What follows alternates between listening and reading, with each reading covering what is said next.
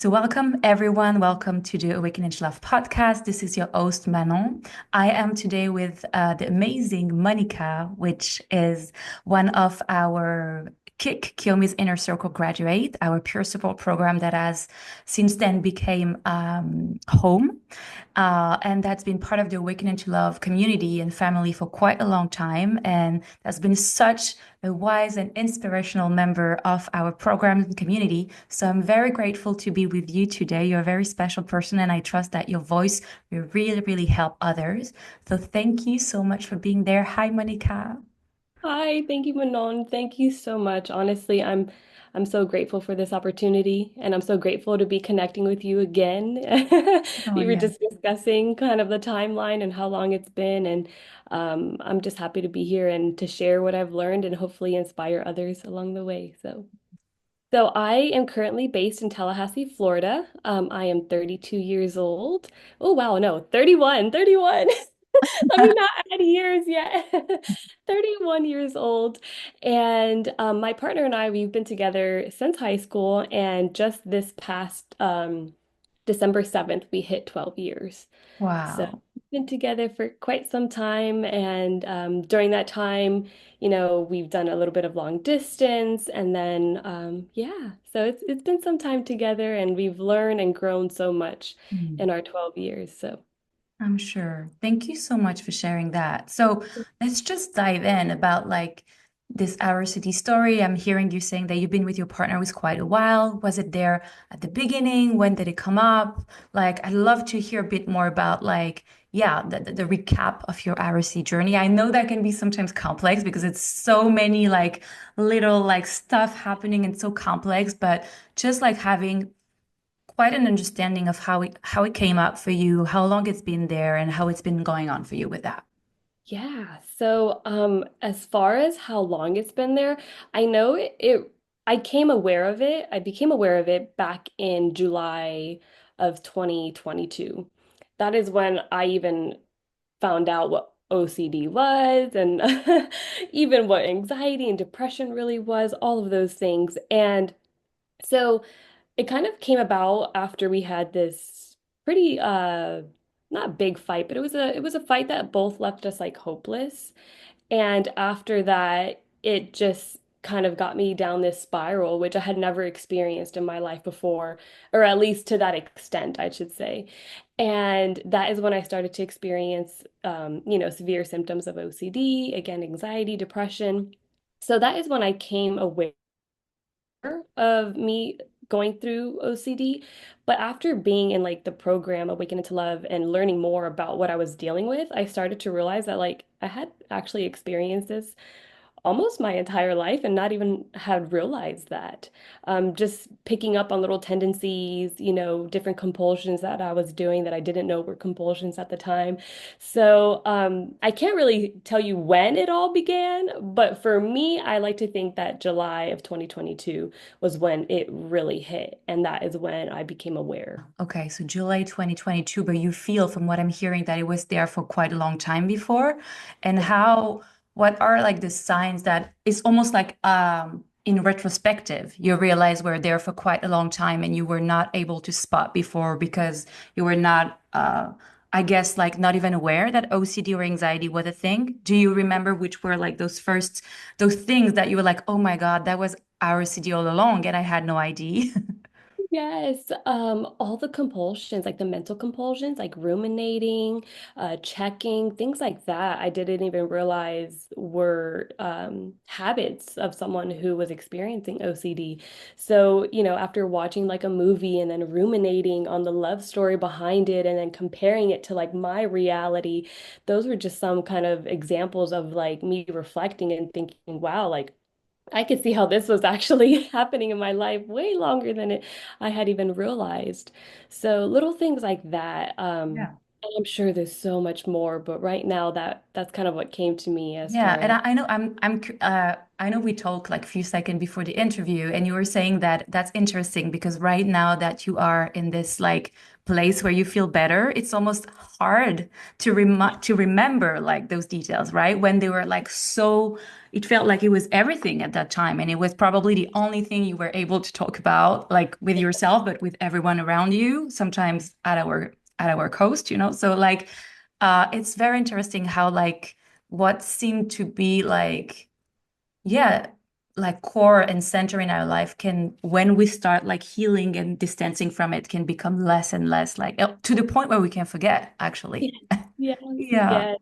Yeah, like you said, it's been I was actually trying to sit last night and reflect on my whole experience because it was a lot that I had experienced and seeing where I'm at today, it was almost like I was a whole new person Oh my because all of God. that felt so distant and in my past, which I'm grateful for, but definitely want to dive a little bit deeper and kind of bring up some of these past things so I could really share with everyone and Yeah. hopefully, inspire others. So That's for sure. I think you've been part of Kick, and also now in this program that we have that's called Home, we actually start every session by asking people to celebrate their success of the week. And I think that's something that's so easy to bypass with ROCD, with anxiety in general. And so I hope this moment of like sharing, also like your story, will show you how long like how far you've come, because that's really something that we can bypass. I think that's part also of the obsessive, perfectionist, anxious mind. Is like once you reach a milestone, there is another one immediately, and you don't even take the time to actually acknowledge and be there and be still with like this immense and like huge journey behind you. So I'm curious, like as you're mentioning that there was like this discovery of what is ROCD, what is OCD. Did you discover it with Awaken into Love, or did you like had like also a therapist or someone? What was your process, your journey of like discovering and healing? yes. So I actually did not start with Awaken into Love. After having experienced OCD and all the intrusive thoughts that come with that and all the heavy emotions, I actually was terrified to seek help because the couple times that I did, it was taking me to even a darker place at that time in my life. So my partner, he was amazing and he actually sought help for me. And he ended up going on YouTube and finding some communities out there that really talked about this experience and how to heal from it. And so I actually joined another program prior to Awaken into Love, which was amazing. They were super helpful. Um, and then during that time in that program, I was starting to feel a little bit stronger to kind of just do my own kind of research. And that's when I came across Awaken into Love and everything, you were sharing, Kiyomi was sharing. It just was, again, just putting words into what I was experiencing that I had a very difficult time and even expressing in writing because even that was triggering for me. And even more so speaking that out loud. And it was very difficult to share this like with my family and of course my partner because a lot of it was around thoughts about him. So, after finding one of her YouTube videos, I got hooked on that and then I just started to really do more diving in on her content and I learned so much from that. And after my time with the other program, I knew that I eventually wanted to join Awaken into Love because I had still felt like there were things that I had not overcome. And I thought I was going to get better help with Awaken into Love in that aspect. So Mhm. I actually did both programs at the same time for a little bit.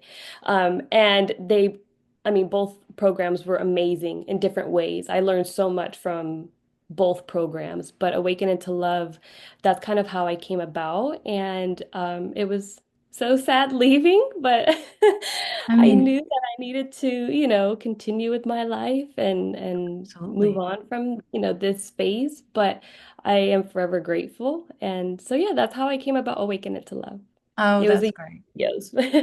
Yeah, I mean, I think back then when Awaken and Love was created, there was not so much resources around RCD, but now there are a lot of great resources out there, and the complementary approach of different things is great. I'm so glad you found us and you were able to also find what you were looking for here. I think we hear from a lot of people, and I'm wondering if that's your experience too, that really the power of community, like following a course, like is super helpful. You get the basics, but you are one of the member that were part of those programs, and we saw you like really grow and transform and heal through it. And I'm curious, like how it's been for you being part of such a community. I know you expressed at first that can be scary. Like, how did it help you eventually? Oh, I have such a respect for communities. I think it's so crucial for people to be a part of a community of some sort, just even if you're not struggling with anything, but just to continue to inspire and grow with one another. Um, but community, I mean, at first it was scary opening up, of course, but I think everyone in Awaken into Love was so willing to be vulnerable and to share their experience, to not only seek help, but also to help others. And because of that, it just felt so welcoming and it's such a safe place for me to open my heart. And of course, you and Kiyomi made it to where you guys, saw what we were going through and you both met with so much love and compassion.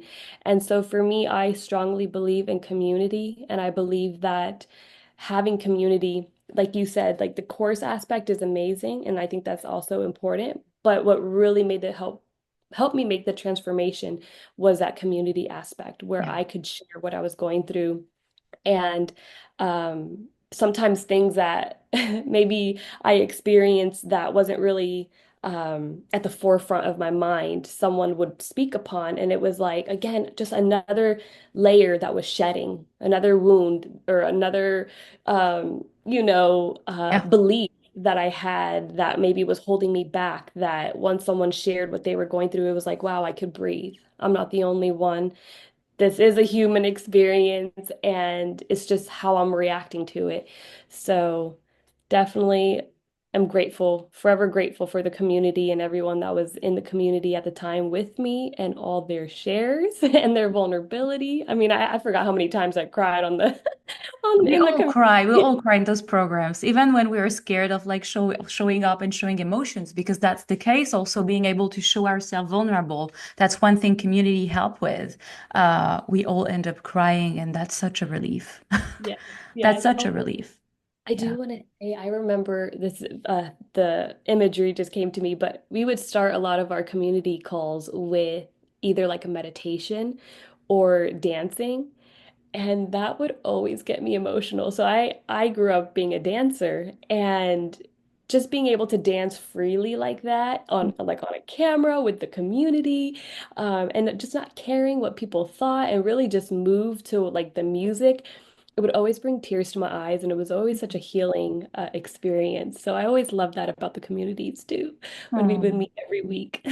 that's so lovely. Yeah, like this experience of, I think, being in a community where you know that people really get you, really understand you, because our city, it's an experience that can be so lonely, really, like because the level of intricacy and complexity that OCD and mental health in general is, it's hard, I feel, to feel like you belong sometimes in a group, and you know that those people have the same exact like afterthought and like this complexity of thought and you. And I think that's so helpful, as you're saying, that you can just release a little bit the guards for a little bit and be fully yourself. And I think we need that more than anything when we're struggling like that. So I'm so glad that was helpful for you in this way.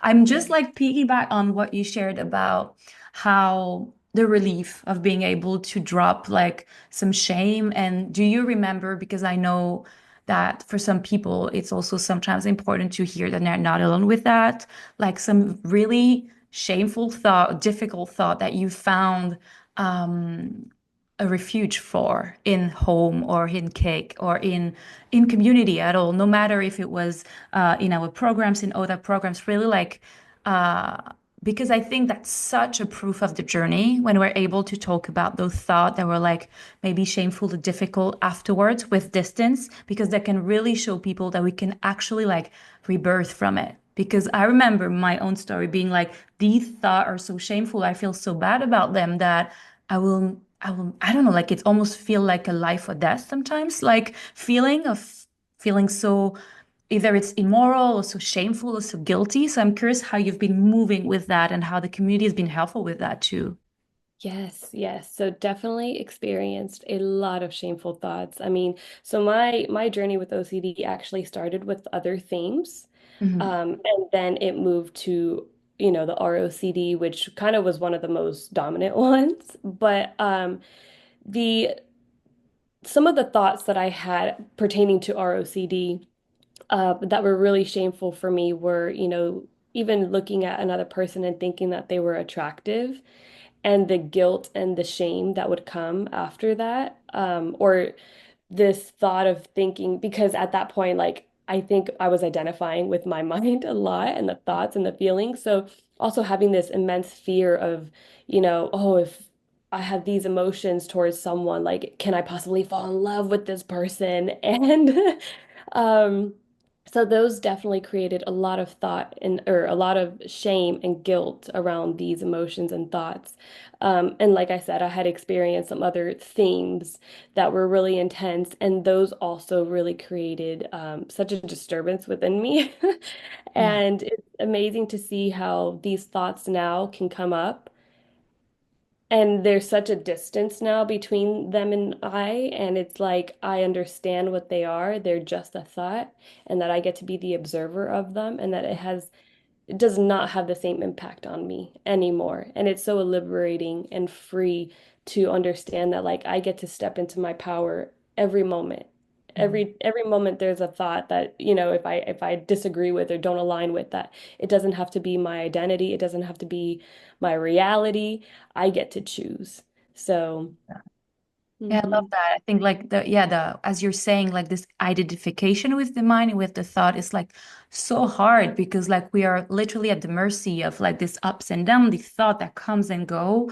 And especially with OCD, the more we like entertain this cycle, the thought get louder and louder. And so it's like this vicious cycle that never ends. So when you start like having this distance and being able to witness what seemed at some point like such like horrible like part of you almost like that's like very like very beautiful to experience, and I'm so glad you have this experience now and that you have reached that point. And I think that's an ongoing journey. I don't know how you feel about the journey because uh I think something that's important for me that I've shared, and I don't know how you resonate with that, is also that our OCD is not necessarily something you go from point A into point B and you're over. That's something there is an ongoing like deepening and layers of like the understanding of the tools, and I feel also of the yeah, and how they can help you in life, meaning they can, when something come up, you can like deepen your awareness of like, oh, I'm more and more aware of that. But oh, there is another one that like catch you by surprise. You're like, oh, that's another like almost like opportunity to apply those tools.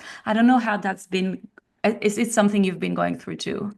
Yes, yes, it's definitely a lifelong journey that we're going Yeah. through. I think when I first seeked help, I had this belief of getting to a destination of healing and complete, no bad thoughts, no, heavy emotions that I don't want to feel, anything like that. And I've come to realize that my definition of healing was way off. And I learned that, in life, we have opportunities to grow every second to step into the version that we want to be. And yeah, so I see healing as a journey now. I see it as moments of getting to, like you said, shed another layer within and to go deeper within myself and my relationships around me. So I see healing as a journey. It Yeah, really is. And it is. I thought at one point like, oh, I'm completely cured and healed. And, again, a thought may come and I see now that I'm just more equipped to deal with that thought and those emotions way quicker. And I know for me, my healing journey, it was a long healing journey. Mm. I don't know what the time frame is for most people, but for me, it was almost like 2 years of really getting to a place where I can then take action and really, feel like I was in a more empowered state. So for me, it was a long process, but I do look reflecting in those 2 years, I could see the little bit of shedding that was happening daily. It wasn't this overnight thing. And it No. took time to really use the tools that I've learned with Awaken into Love, and for it to now be so automatic, all the tools that I've learned, like, oh, okay, bring compassion, like see this with compassion or see this with love, and step into courage. So now some of these things have become more so a part of me, whereas before it took me a bit of a process. Oh, am I doing this right? Is this what it feels like? It was like the over analyzing even Mm. the tools that were given to me. So, I yes. love that you mentioned that. That's a very big one that we hear a lot. Like it's almost like I think um, OCD therapists call it the meta OCD. It's when you obsess over the obsession itself or the tools for the obsession, and that's the very big one that can hinder the process of healing for quite a while because like it's almost like you resist the tools that you're given to heal. And I remember hearing from a therapist that it's actually part of the process too, because we can be like, oh, this like obsessing about the healing, obsessing about, am I doing it right? Can like almost like make my journey less efficient when actually it's the part of the shed. You shed layers and the meta OCD around the tools is a layer too. So I feel when you are like able to almost like shed this. It's not the last layers. I would say there are endless layers. We're a human being and we're growing and like becoming whole on this journey. But this layer of like the obsessing about the tools itself, it gives a lot of freedom. There is a lot of release because you can finally like let it sink a little bit more, I feel. Yes. Yeah. Yes, I agree. And it just becomes, like I said, more automatic for me, Automatic, yeah. even noticing when maybe there's a slight rumination or overthinking or any of these other because I really struggled with the mental compulsions. Those were, I Yeah. think, where it kept me in that loop for a way longer period of time than than it really needed. Yeah. But it was part of the journey. It was part of my learning experience, and I think even catching myself, if I go into these habits, it's, ooh, bring myself back to the present moment. It's like having that awareness, even when it's happening, has also been a huge transformation in my healing journey. Yeah, I love that because mental compulsions, like you, I'm glad you're pointing that out too. It's a very big like specificity of OCD, but also of ROCD, where like it doesn't really show, like it's so inside that nobody can really see, and even ourselves are actually tricked by it. So I'm curious if you have any like stuff that's been helpful for you, or like tips or like tricks that you've like developed for this specific mental compulsions, because we hear a lot of members in the community be like, oh, I'm good with this, but like the mental compulsion, it's so hard. It's no sneaky, right? So I'm curious how it's been like going for you and if you develop some tools with that. Yes. So one thing that just came to me, it was eyeballs out. So anytime where I am seeing myself kind of come into myself and I'm in my mind and I'm just kind of being taken away by the thoughts or the ruminating, I try to remind myself like, okay, eyeballs out. Like what is happening in my external world? And that kind of takes the awareness away from what's happening within and kind of brings me back to like my world and my external. So that is kind of one tool that I kind of just keep in my belt and do my best not to judge the feelings. I'm not always perfect. There's That's times where hard, I'm right? like, That's hard. yeah. So, I don't agree with the content of the thought, but I agree that the thought is there. And then I bring my awareness into what I'm feeling in that moment. And then from that moment, I again focus myself on the present moment and whatever that is. And then I choose to lean into courage. You know, thoughts again, like even when I was invited to be a part of the podcast, my mind wanted to be like, oh, prolong the podcast or you know, just again, that fear mind wanted to come in and chime in. And I was like, nope, when's the earliest we can meet? So just Beautiful. choosing to lean into courage every time I'm met with that fear is what's really helped me too. So Wow. I'm very inspired by what you're sharing. I love this expression, like that you share, like lean into courage. I think that's such a huge pillar, yeah, of like this journey. At some point, you stop like searching for external safety, for external validation, which is can be so, so hard with our OCD and with so much doubt, and like starting to lean in our own self-trust, our own courage. And you're like such a brave example of that. So thank you for sharing those tips. That's beautiful. I love Thank you. that. Mm. I would also wondering because that can be helpful for people because you have such like good awareness and like of your journey and everything. How personally did you notice when you in a mental compulsion or in a compulsion? Is there like specific like sign or kind of energy you've been noticing in your body? Like I think that that's been a very helpful thing for me to hear back in my journey, like someone saying, yeah, there is almost there is a flavor. Compulsion has a flavor. Like, and so what is it? What was it for you? What is a good sign for you that you're in a compulsion or that you're in a an obsessive energy? Yes. For me, a racing heart, I think like kind of like this energy of like having to rush through Mm. life was Yeah. a sign of like, okay, you need to slow it down. Of course, being kind of like lost in the mind, which being in the shower is like one of the places where the mind loves to pull me away. And that's just an area where I get to just practice my awareness and focus back on the present. Um, Definitely, racing heart. At one point, I did like experience headaches. Mm. And at one point, I almost think they were chronic because it happened so frequently. But because of the tools that I've learned, I have not experienced a headache in like 2 years. So I'm Wow. grateful for that. So it doesn't show up in that way anymore. But at one point it did. And so I would say right now it's more so just the racing heart. Yeah, you mentioned this sense of urgency too, right? Like it's Yeah, like this frenzy a little bit in the body. I don't know if you can relate to that we hear a lot. Like it's almost like a that can feel like almost like a pulsation or something like a pulse, like need to yes. happen right now, something very pressing almost. Yes, I think I'm experiencing that, if anything, more than any like physical pain or I mean, at one point I was also experiencing like lower back pain. So it Yeah. was showing up in like chronic pain for me. Um, Mm. but it's also shown up in the past for me as like sensations in the body, in my knee, in my hands, like Yeah. what? Oh, my throat. Well, The yeah, tightness in the throat was throat, another one too, especially such if a I'm big center. angry. Yeah. OCD definitely like it not only transformed the way I viewed my relationships with my partner and my loved ones, but it really has been something that has helped me step into a deeper self and has helped me gain tools in every area of life, to be honest. Um, I have gained so much patience through this Mm. experience.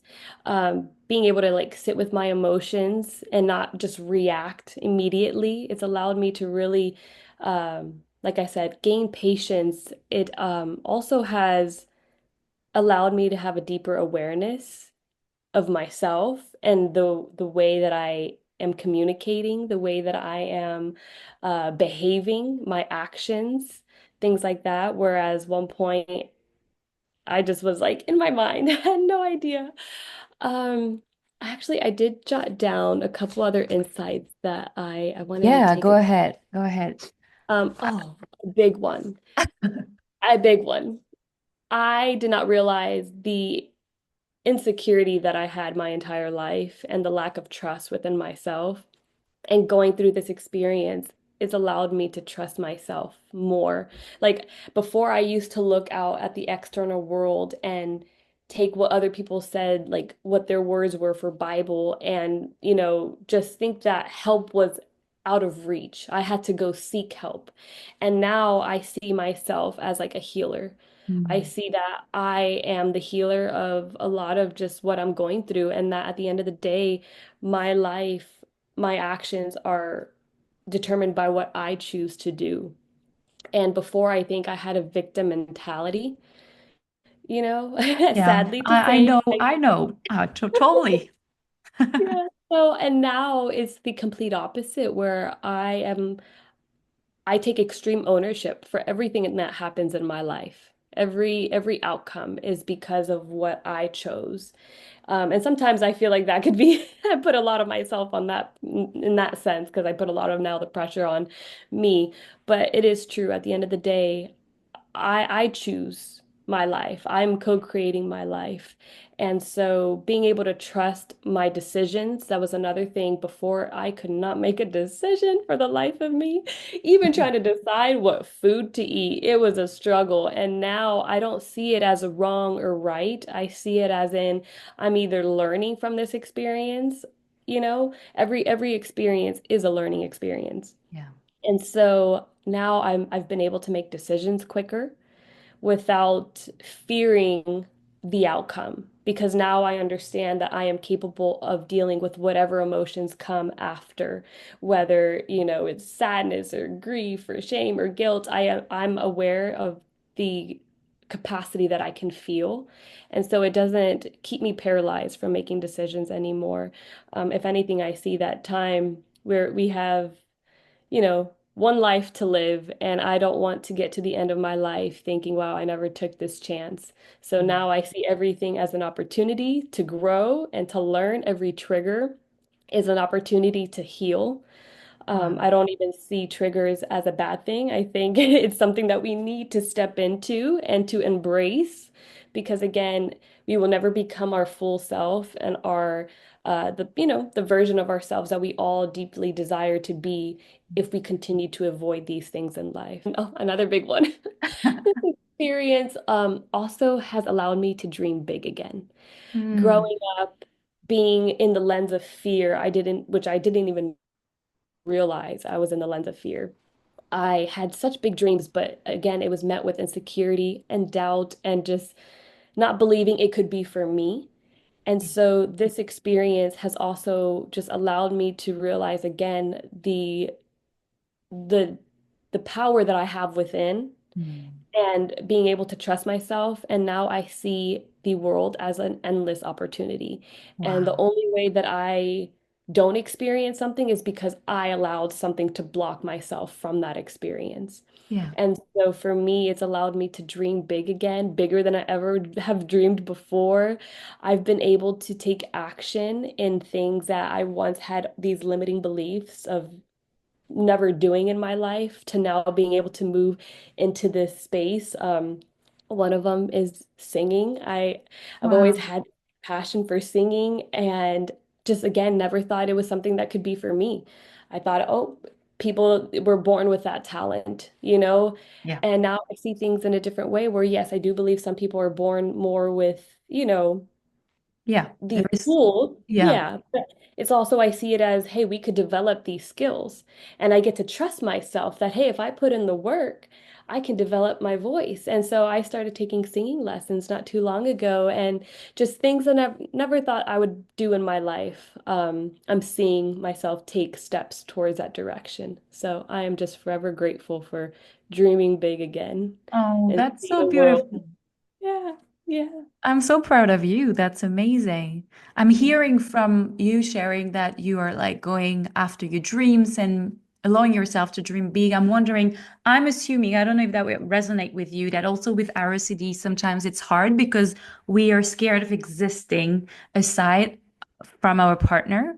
So I also, because we've been together in home and in kick, I know that that was a big thing for you at some point, like to allow yourself to dream being while still being with your partner and how both can coincide. I don't know if you'd like to talk about it, but I think that could be very interesting to people to just like um, almost like bring back a little bit our conversation also to partnership and how this journey has also helped your partnership and how it has helped you to become more of yourself and how is it working with also being in your relationship while being more of yourself. And I'm so glad that you're able to also help reflect on my past and kind of bring this up because yes, you are so right. One, as far as dreaming big with a partner, that was a fear because my mind was latching on to any possible thing. Like at one point, every thought I had, it became a fear. And that I was get one of them. that. Even dreaming big seemed, like if I dream too big, am I gonna, I'll outgrow my partner? Is he gonna be able to kind of meet my expectations on like how I want to live my life. And so for me, just continuously stepping into what I felt like I was being called into and taking those steps of courage. And again, anytime those thoughts of fear would come up of what ifs, I just leaned into like, but this is what I want to do right now, and I'm going to trust that my future is going to align, that it's in the way that it's supposed to. And as far as like my connection and the authenticity within the relationship, I mean, I used to be so scared of singing in front of any, I mean, I still am. I haven't sung in front of people in public yet, That's but hard. I get it. but just even with that little example, when I first started taking lessons, I was even afraid of like singing in front of my partner. And now I sing in front of him like nothing because I have just built this connection with him in a way where I could be my authentic self and not have to be afraid even of what he thinks. And he's been so helpful, so amazing along this journey. And he's been so supportive of every decision that I've made. And I'm just forever grateful for how he has stepped into such a leadership role for me and has helped me along this journey because I know it wasn't easy for him too. And so even just having his presence, and it has definitely deepened our connection. I mean, again, there's still periods of times where I we may come in and out of that connection feeling just because of whatever I'm going through emotionally. But when I think about the past 2+ years, I mean, we have grown so much. Like to think that like it's been 12 years, but I feel more connected to him now than I have ever had overall in the 12 years is Wow, yeah. pretty wild. That's wow, yeah, and that's a like beautiful testimony of your work, and also how this work. That's what I'm hearing with what you're sharing is like as a rippling effect on all areas of our life, our partnership for sure, but how we show up in the world and how I feel we're able to connect with our partner included for sure from a more trust position, but also from a more genuine and authentic part of ourselves. And I feel that really shows up in the almost like in the density in the content of our relationship, right? And I'm Yes. hearing that you're in this path, and that's beautiful. And it's also just overflowed into other relationships in my life, where I don't have anything to prove, I don't have anything to hide, and I don't have anything to gain. And so for me, I walk into every relationship just really just trying to be my most authentic self. And yeah, just choosing to just align with that. And of course, you know, be able to show love continuously to others. And again, I can't control what others think of me. I can't control what they perceive of me. So that's why I like to say I have nothing to gain, nothing to hide, and nothing to prove. I just get to be here and show up how I want to. So I've been grateful for that. That's big. That's huge to address life with this frame of mind. It's really massive, and I'm sure it is bringing also. I'm supposing a more inner peace because when we live in this state of wanting to please, to be perfect, to transform ourselves as much as possible to content with other expectation, that's a very harsh place to live in. Yes. Yep. And I think I definitely lived in a place of trying to please others to make sure that I didn't disappoint them. And at the end of the day, I had to realize like I was only disappointing myself every time I kept putting my needs and my wants behind everyone else's. And so for me, being able to also just be as transparent and to let people know where I'm at in that current state. And so that way, that's also helped me be able to, have that person understand where I'm coming from. Yeah. Um, and being vulnerable in that way too, it's allowed me to deepen my connections with my loved ones. So I love that. And you were speaking very quick, like about your partner and how it's been very helpful in your healing journey and very understanding. Um, and I'm just like putting a quick reminder for people that are listening right now is that it's okay if your partner is not like exactly as Monica's. Like if your story is not exactly the same as what like Monica's sharing, I think it's a big thing with our city where like you listen to a story, you're like, oh, my story is not like that. So my story is maybe not normal or have a problem. Like it's okay. Like you really take what resonates and you leave the rest. And each story, each person is really individual. So But I'm wondering if like your partner, there is specific thing is done with ROCD or way it's been helpful. It's helping you specifically because I think that's also for partners of people with ROCD, sometimes that'd be interesting to hear, like what is actually helpful on the healing journey, how it's been helping you on this realm, in this realm. So how he's been helping, one, just giving me the space for healing, I think was huge. When I was going through the thick of things, I felt like I was alive, but it didn't feel like I was alive inside. And just giving me that space and continuously showing compassion and grace. And there was a season where this was a compulsion where I just felt like I had to share everything that was on my mind. It was like this confessional thing that was happening. And I was throwing a lot at him, you know, and poor thing, like I could only imagine what he was experiencing.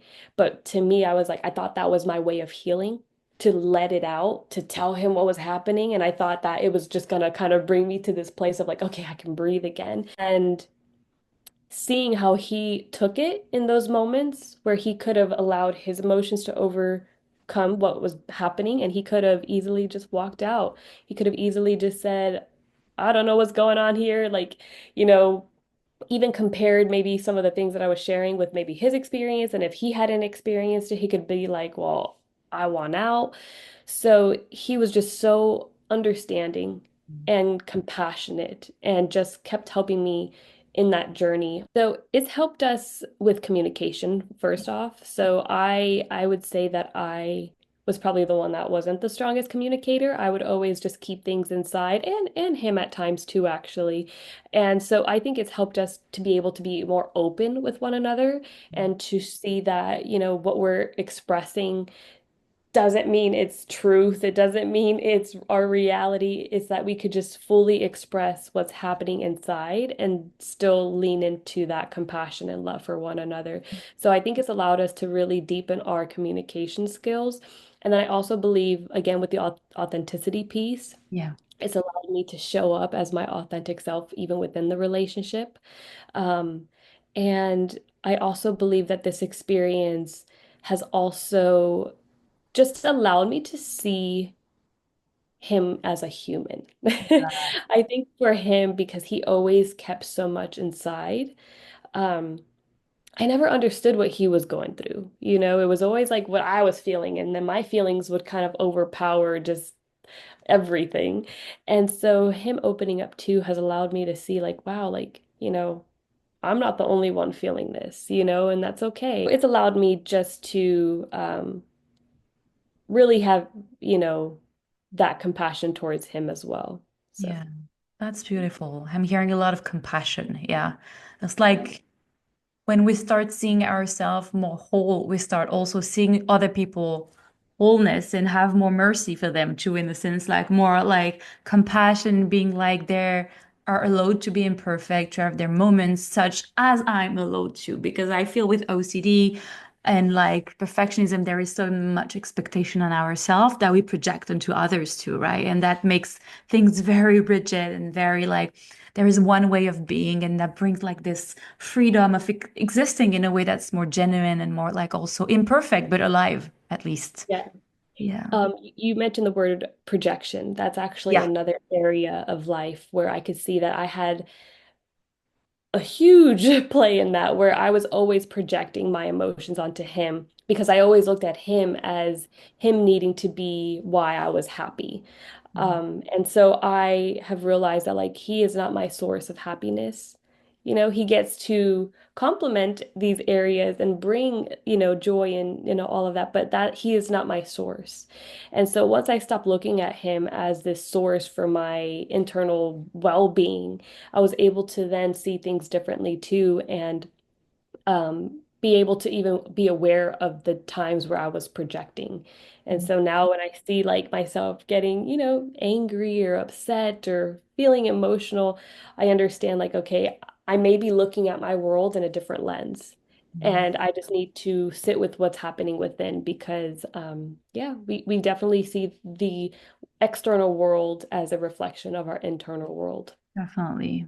We all have our own like bias lens, and that's very it's like almost like you are that's pretty shocking at first when you realize how much we're projecting, especially on our partners. They're like such like we are constantly with them. They're so close, so intimate. So that's the perfect like place to do it. And that's also like such an opportunity to heal some stuff within ourselves. Yeah, thank you for bringing that up. But yeah, I think projection is a very big one and for a lot of RC sufferers. So I'm just gonna ask you like a last question because thank you for your time. It's already been almost an hour. It doesn't seem like it. Like I love Does chatting it? with you. I It's a question that's a bit like it's like if you could talk to the Monica that was like not really knowing anything about RCD, it was just like, at the beginning of the journey, your younger self, as we say sometimes, like what would you tell her Mm. from your place now? That you are loved just as you are. Mm. And kind of like I mentioned before, like you have nothing to hide, nothing to prove, and nothing to gain. That you are already made perfectly in his image in God. I believe in God, so Yeah. in his image. And there's nothing to fear. And, to continue to just be yourself, I think was the biggest thing. Again, not caring what others think of you and just show up who you want to show up as in that moment. So, And in your relationship too, I'm sure, with your yes. partner too. Yeah. Yeah. Hmm. That's beautiful. We, with Kiyomi, we found out that there is this four pillars in our awakening to love, like ecosystem that are humanness, love, empowerment, and awakening. And I'd love to ask people that've been through our programs, that have been through our world, the awakening to a world, how they see those concepts now after the journey. Yes. So, what does it mean to be human for you? To be human means to be imperfect. At the end of the day, we're not perfect. And as much as I've always strived my entire life, I've realized that I'm human. We're all going to make mistakes. We're all, going to experience heavy emotions and thoughts. And at the end of the day, we just have to love and show compassion to one another. I love that. Okay, next question. What is love? Ooh, I believe love is a choice. It is more of an action than it is a feeling. Amazing. What is empowerment? What is being empowered to you? Yes, I believe empowerment is stepping into courage and choosing to lean into the difficult things, the things that you may feel fear in. Choosing to lean into that, I think will bring you empowerment. I love that. And last question, what is awakening? Oof. Awakening, I guess for me, I see it as a transformation. The way that I view the world in a complete different lens with love, compassion, seeing and having grace for others, and most importantly, all of those things, but for myself as well. So for me, it's really seeing the world in a different lens. I would like to tell those that may be in the thick of things to not give up, to continue to trust in something greater than yourself because it is hard. It is hard. Um, but continue to trust because things will get better. How you feel today will not be how you feel tomorrow or the next day. And even if it is, because there were days actually where it felt like I was in this um, cycle of feelings, but you will break free from it. This doesn't define your life. There's so many opportunities out there and just don't give up. Continue to lean into this inner knowing that there is healing and that you are capable of it. You are strong enough and you can do it. So that's what I would like to end with. Beautiful, makes me emotional. Thank you so much. Yeah. So Yeah. beautiful.